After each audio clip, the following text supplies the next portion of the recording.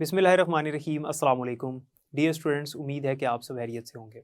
My name is Adeel Mehboob, I am your computer teacher. आज की इस वीडियो में हम चैप्टर नंबर 1 की एक्सरसाइज डिस्कस करने जा रहे हैं। चैप्टर नंबर 1 की एक्सरसाइज में हमारे पास फिल इन द ब्लैंक्स हैं, ट्रू फॉल्स हैं, MCQs हैं और इसके अलावा आंसर क्वेश्चंस हैं। हमने वही चीज़ें डिस्कस करनी है जो कि पेपर में आती हैं, MCQs को और क्वेश्चन आंसर्स।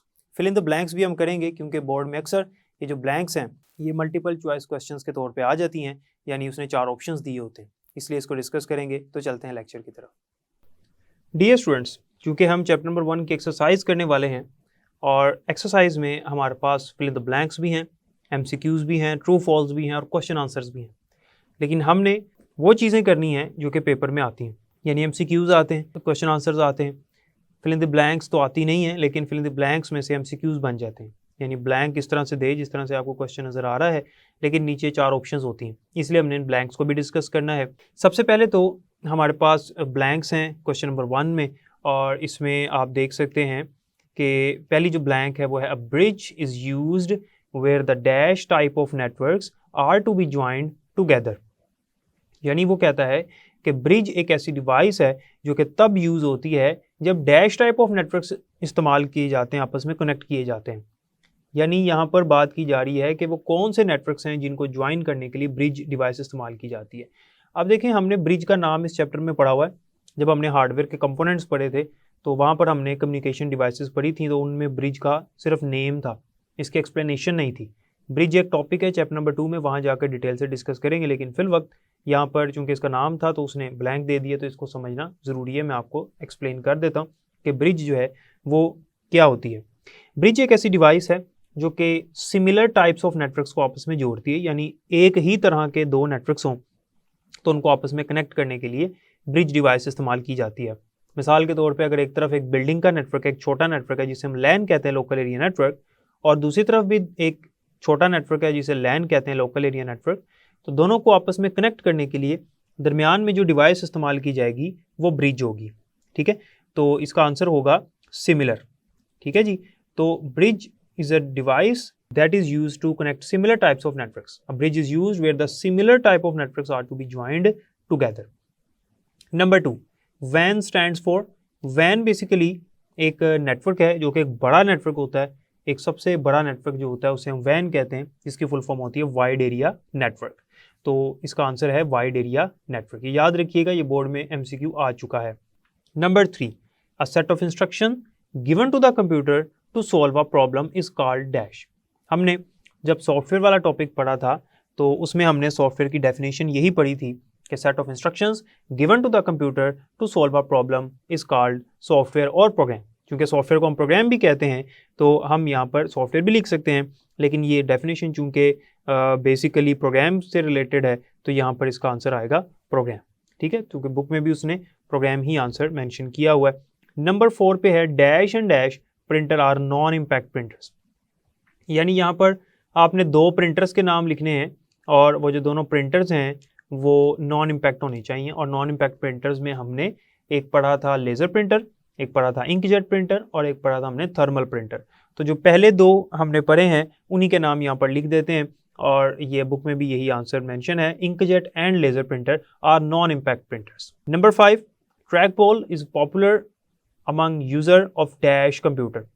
ट्रैक बॉल जो है वो कौन से यूज़र्स में पॉपुलर है, यानी ज़्यादातर इस्तेमाल होता है, कौन से कंप्यूटर के यूज़र्स हैं जो इसको ज़्यादातर इस्तेमाल करते हैं। अब कंप्यूटर कौन कौन से होते हैं, हमारे पास लैपटॉप भी होता है, डेस्कटॉप कंप्यूटर होता है, हमारे पास मोबाइल फ़ोन होता है, तो वो कौन से यूज़र्स हैं, किस कंप्यूटर के यूज़र्स हैं जो सबसे ज़्यादा ट्रैक बॉल का इस्तेमाल करते हैं।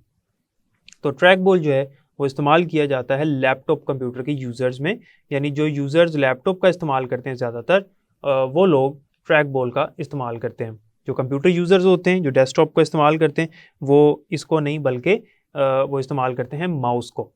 नंबर 6, SVGA स्टैंड्स फॉर, आपको याद होना चाहिए हमने वीडियो डिस्प्ले अडाप्टर कार्ड्स पढ़े थे। डिस्प्ले अडाप्टर कार्ड्स में हमने 3 टाइप्स पढ़ी थी, एक हमने पढ़ा था VGA, दूसरा हमने पढ़ा था SVGA और तीसरा हमने पढ़ा था XGA। ठीक है जी, तो हमारे पास जो SVGA है ये सेकंड नंबर पे हमने वीडियो अडाप्टर कार्ड पढ़ा था और इसकी फुल फॉर्म होती है सुपर वीडियो ग्राफिक्स अरे। ठीक हो गया, तो यहाँ पर इसकी फुल फॉर्म मैंने लिखी है सुपर वीडियो ग्राफिक अरे, SVGA stands for super video graphic अरे। नंबर 7 है 1024 GB आर इक्वल टू। अब हमने मेमोरी मेजरिंग यूनिट्स पढ़े थे और आपको याद होना चाहिए कि मेमोरी मेजरिंग यूनिट्स क्या होते हैं, और फिर हमने पढ़ा था कि जैसे क्वांटिटी बढ़ जाती है तो यूनिट जो है वो चेंज हो जाता है। तो जैसे ही हमारे पास 1024 GB हो जाए तो बनता है 1 टेराबाइट। ठीक है जी, 1 terabyte is equal to 1024 gigabyte. GB stands for gigabyte. Number 8, OMR reads dash marks and converts them into computer usable form। OMR हमने पढ़ा था, इसकी फुल फॉर्म होती है ऑप्टिकल मार्क रिकॉग्निशन। ये ऐसी डिवाइस है जो कि ख़ास किस्म के मार्क्स को रीड करने के लिए इस्तेमाल होती है और ये यूज़ होती है एग्जामिनेशन सिस्टम्स में। हमारे पास GRE, SAT, NET, GAT वगैरह ये कुछ टेस्टिंग सर्विसेज हैं। इनके जो MCQs होते हैं जिसमें बबल्स वगैरह होते हैं उनको रीड आउट करने के लिए, उनको चेक करने के लिए OMR डिवाइस इस्तेमाल की जाती है। तो यहाँ पर आंसर है SAT और GRE। OMR reads SAT और GRE marks and converts them into computer usable form। ये आपकी बुक में जहाँ पे OMR का टॉपिक है वहाँ पे भी हमने पढ़ा था कि ये इस्तेमाल होता है SAT और GRE में। नेक्स्ट है LCD स्टैंड्स फॉर। अब हमने पढ़ा था कि LCD जो है वो एक फ्लैट पैनल डिस्प्ले है और LCD की फुल फॉर्म होती है लिक्विड क्रिस्टल डिस्प्ले। हमने फ्लैट पैनल डिस्प्लेज में एक LCD पढ़ी थी, एक इलेक्ट्रोल्यूमिनेसेंट डिस्प्ले पढ़ी थी EL, और नंबर 3 पे हमने पढ़ा था गैस प्लाज्मा डिस्प्ले। ये तीनों फ्लैट पैनल डिस्प्लेज हैं और CRT के बाद जो हैं ये पॉपुलर हैं। और LCD की फुल फॉर्म फिर आपने यहाँ पर लिखनी है liquid crystal display. Number 10, fax stands for. आपका जो फैक्स मशीन वाला टॉपिक है उसके अंदर फर्स्ट लाइन में ही फैक्स के बारे में लिखा हुआ है और उसकी फुल फॉर्म लिखी हुई है कि फैक्स स्टैंड्स फॉर फैक्सिमाइल। तो ये इसकी फुल फॉर्म आपको आनी चाहिए। ये MCQ बोर्ड में आ सकता है फैक्स स्टैंड्स फॉर, और नीचे उसने 4 ऑप्शंस दिए होंगे तो आपको ये पता होना चाहिए कि फैक्स की फुल फॉर्म होती है फैक्सिमाइल। ठीक हो गया। नंबर 11 पे है dot matrix printer is a dash type of printer. Dot matrix printer जो है वो कौन सी टाइप का प्रिंटर है, तो आपको पता होना चाहिए कि हमने पढ़ा था dot matrix printer, Daisy wheel printer और हमने पढ़ा था लाइन प्रिंटर। ये तीनों इम्पैक्ट प्रिंटर्स होते हैं, तो इसका आंसर है impact type of printer. Dot matrix printer is an impact type of printer. ठीक है, उसके बाद आते हैं जी चूज द करेक्ट ऑप्शंस। ये MCQs हैं और ये बहुत इंपॉर्टेंट हैं बोर्ड के पॉइंट ऑफ व्यू से। बोर्ड में कई दफ़ा आ चुके हैं, ये वाला जो MCQ आपके सामने है ये कई दफ़ा आ चुका है और MCQs बोर्ड में लाजमी आते हैं और एक्सरसाइज में से तो मस्ट आते हैं, इसलिए इनको आपने छोड़ना नहीं, इनको अच्छी तरह से प्रिपेयर करना है। तो नंबर 1 पे है the name for the screen clarity. Screen की क्लैरिटी के लिए कौन सा वर्ड इस्तेमाल किया जाता है? So the name for the screen clarity is resolution. हमने ये पढ़ा था कि रेजोल्यूशन जो है is the measurement of total number of pixels on the screen, कि स्क्रीन के ऊपर जो टोटल पिक्सल्स हैं उसको हम रेजोल्यूशन कहते हैं। तो जितने ज़्यादा पिक्सल्स होंगे उतनी रेजोल्यूशन अच्छी होगी, तो रेजोल्यूशन अच्छी होगी तो स्क्रीन की क्लैरिटी अच्छी होगी। तो स्क्रीन क्लैरिटी से मुराद हम यहाँ पर क्या लेते हैं? रेजोल्यूशन। तो जब हम कहते हैं स्क्रीन ज़्यादा क्लियर है तो इसका मतलब है रेजोल्यूशन ज़्यादा है। नंबर 2 है another word for pointer. Pointer के लिए एक और वर्ड इस्तेमाल होता है और वो है कर्सर। पॉइंटर को हम कर्सर भी कहते हैं। ठीक है, जो स्क्रीन पे आपको नज़र आ रहा है कर्सर, जिसे मूव कर रहा हूँ, इसको कर्सर कहते हैं या पॉइंटर भी कहते हैं, इसके 2 नाम है। तो the right option is C, cursor. Number 3, a device used for optical character recognition is a. Optical characters जो होते हैं उनको रीड करने के लिए हमारे पास कौन सी डिवाइस इस्तेमाल होती है? तो ऑप्टिकल कैरेक्टर रिकॉग्निशन के लिए जो डिवाइस इस्तेमाल होती है वो होती है MICR, क्योंकि वैन रीडर तो ये नहीं होता। कर्सर हमने पीछे पढ़ा कि वो पॉइंटर को ही कहते हैं और पेन जो है तो सिंपल पेन, तो करेक्ट ऑप्शन है MICR रीडर। ठीक है, जो बैंक में चेक्स के ऊपर जो करेक्टर्स होते हैं, हमारे चेक्स के ऊपर जो करेक्टर्स होते हैं ऑप्टिकल करेक्टर मैग्नेटिकली लिखे जाते हैं, उसके ऊपर फिक्स होते हैं, उनको रीड करने के लिए MICR डिवाइस इस्तेमाल होती है। नंबर 4 है imaging uses what device to input data. Imaging system में हमने पढ़ा था कि कंप्यूटर में डाटा एंटर करने के लिए कौन सा डाटा? इमेज डाटा एंटर करने के लिए जो डिवाइस इस्तेमाल होती है वो होती है स्कैनर। स्कैनर इमेज एंटर करने के लिए इस्तेमाल होती है डिवाइस। आइकन तो आंसर नहीं है इसका, क्योंकि आइकन किसे कहते हैं? जो छोटी छोटी इमेजेस होती हैं डिफरेंट कमांड्स की, लाइक माई कंप्यूटर की इमेज बनी होती है, रिसाइकल बिन की बनी होती है, ये आइकन्स होते हैं। बार कोड रीडर तो जाहिर सी बात है वो बार कोड को एंटर करता है कंप्यूटर में, इमेज तो नहीं करता। टैबलेट जो है वो इमेज एंटर करने के लिए नहीं होता, बल्कि टैबलेट जो है वो उसके ऊपर हम राइटिंग करते हैं, ड्राइंग वगैरह करते हैं, तो स्कैनर जो है वो इसका आंसर है। नंबर 5 है an inkjet printer is an example of dash, यानी इंकजेट प्रिंटर किसकी एग्जाम्पल है? इंकजेट प्रिंटर ऑब्वियसली हमने इंकजेट प्रिंटर, लेजर प्रिंटर और थर्मल प्रिंटर पढ़े थे नॉन इम्पैक्ट प्रिंटर्स की टाइप में, तो इसका डी ऑप्शन करेक्ट है। नंबर 6 है soft copy refers to, soft copy किसे कहते हैं? स्क्रीन आउटपुट, ऐसी आउटपुट जिसे हम टच नहीं कर सकते, स्क्रीन आउटपुट है ना। पेरिफेरल डिवाइसेस तो कहते हैं इनपुट आउटपुट डिवाइसेस को, OCR की फुल फॉर्म होती है ऑप्टिकल कैरेक्टर रिकॉग्निशन, ठीक है। ये तो एक इनपुट डिवाइस है, और फिर नन ऑफ दीज तो नहीं है क्योंकि स्क्रीन आउटपुट वाला ऑप्शन हमारा करेक्ट हो चुका है। नंबर 7 है smallest unit of memory is, memory का सबसे जो छोटा यूनिट है दैट इज बिट, तो बिट की फुल फॉर्म भी आपको होनी चाहिए बाइनरी डिजिट, तो सबसे छोटा यूनिट जो मेमोरी का होता है उसको हम कहते हैं बिट।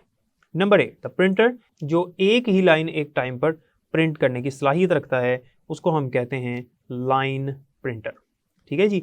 ये हमने इम्पैक्ट प्रिंटर में पढ़ा था कि ये एक लाइन एक टाइम पे प्रिंट करने की सलाहियत रखता है।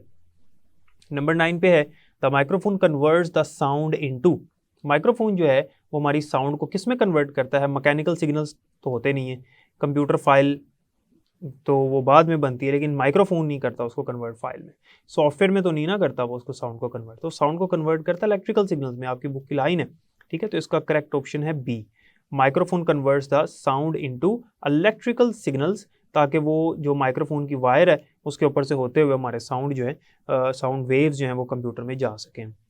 नंबर 10 है N input device which is use for playing computer games, वो इनपुट डिवाइस जो कंप्यूटर गेम्स खेलने के लिए इस्तेमाल होती है। लाइट पेन तो इसलिए नहीं होती है, तो ड्राइंग वगैरह ड्रॉ करने के लिए होता है लाइट पेन। माउस जो है ये आपको पता है कि एक पॉइंटिंग डिवाइस है और इसके ज़रिए से हम स्क्रीन का कर्सर कंट्रोल करते हैं। जॉयस्टिक हमने पढ़ा था कि गेम्स खेलने के लिए इस्तेमाल होता है, और स्कैनर जो है वो इमेज डाटा एंटर करने के लिए होता है, ये हमने पहले पढ़ लिया। उसके बाद क्वेश्चंस हैं, और क्वेश्चन आंसर जो हैं ये सारे लॉन्ग हैं, तो इसलिए हम जो हैं इसके कुछ पॉइंट्स में आपको बताऊंगा किस क्वेश्चन में आपने क्या लिखना होगा। नंबर 1 पे है what is the difference between hardware and software, hardware और सॉफ्टवेयर में क्या डिफरेंस है, पहला क्वेश्चन है। तो आपने हार्डवेयर और सॉफ्टवेयर के ऊपर एक डिटेल नोट लिखना है कि hardware is a component of computer which we can touch and feel, it is a tangible component of the computer, और सॉफ्टवेयर में आपने लिखना है कि set of instructions given to the computer to solve a particular problem is called program और software.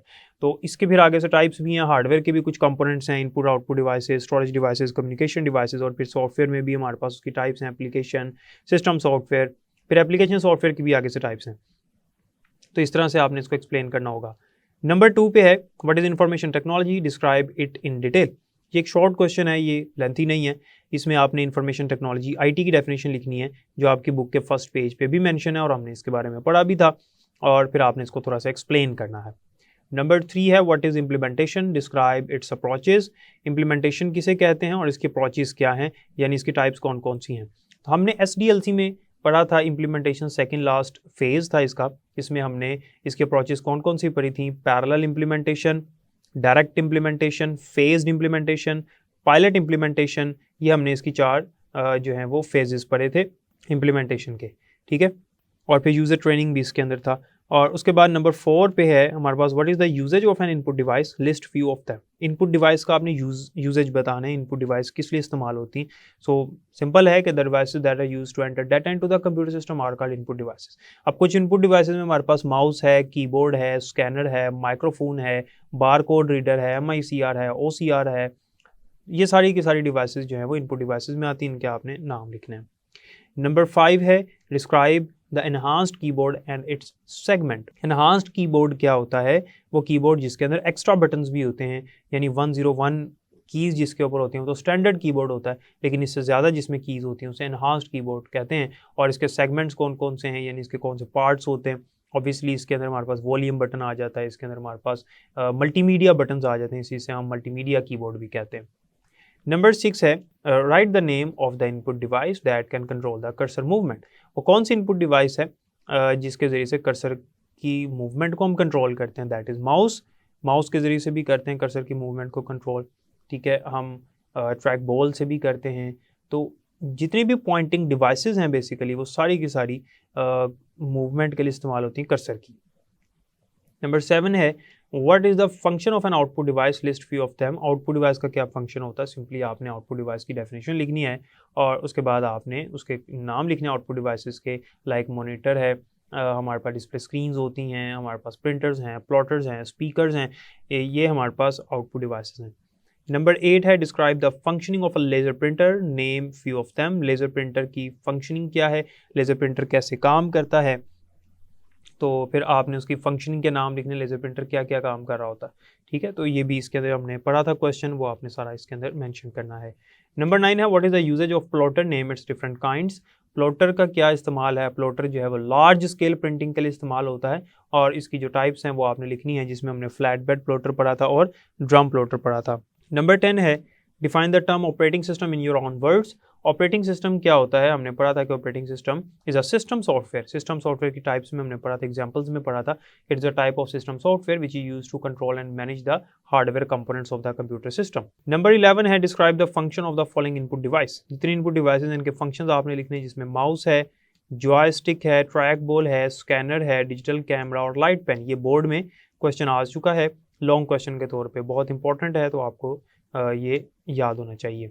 Number 12 what do you understand by SDLC, define it steps properly. यानी एक मुकम्मल ये लॉन्ग क्वेश्चन है बोर्ड के वाले से भी, और SDLC क्या होता है और इसके सारे स्टेप्स आपने प्रॉपरली एक्सप्लेन करनी, यानी उनकी जो सब हेडिंग्स हैं वो भी आपने एक्सप्लेन करनी है। तो SDLC stands for system development life cycle, और इसके भी जो स्टेप्स हमने पढ़े थे, preliminary investigation, system analysis, design, coding, testing, implementation और मेंटेनेंस, ये इसके हमने स्टेप्स पढ़े थे। तो उम्मीद है कि इस लेक्चर की आपको समझ आ गई होगी। इसमें जो कुछ हमने डिस्कस किया ये सारा कुछ आपको याद होना चाहिए, ख़ास तौर पे जो हमने इसके MCQs पढ़े हैं और हमने जो इसकी ब्लैंक्स पढ़ी हैं, ये मल्टीपल चॉइस क्वेश्चंस में पेपर में आ सकते हैं, तो आपको याद होनी चाहिए। डियर स्टूडेंट्स, तो जैसा कि आपने देखा कि हमारे पास जो ब्लैंक्स थी, MCQs थे, और जो हमारे पास शॉर्ट क्वेश्चंस थे, और इसके अंदर लॉन्ग क्वेश्चंस भी थे, वो हमने डिस्कस की। जो लॉन्ग क्वेश्चंस थे इनके जो टॉपिक्स हैं वो हम ऑलरेडी चैप्टर में डिस्कस कर चुके हैं, लेकिन इनको अटैम्प्ट कैसे करना है वो मैंने आपको बता दिया। तो उम्मीद है कि आपको आज के लेक्चर की समझ आई होगी। बाकी इंशाल्लाह हम नेक्स्ट लेक्चर में पढ़ेंगे। अपना ख्याल रखिएगा। अल्लाह हाफिज़।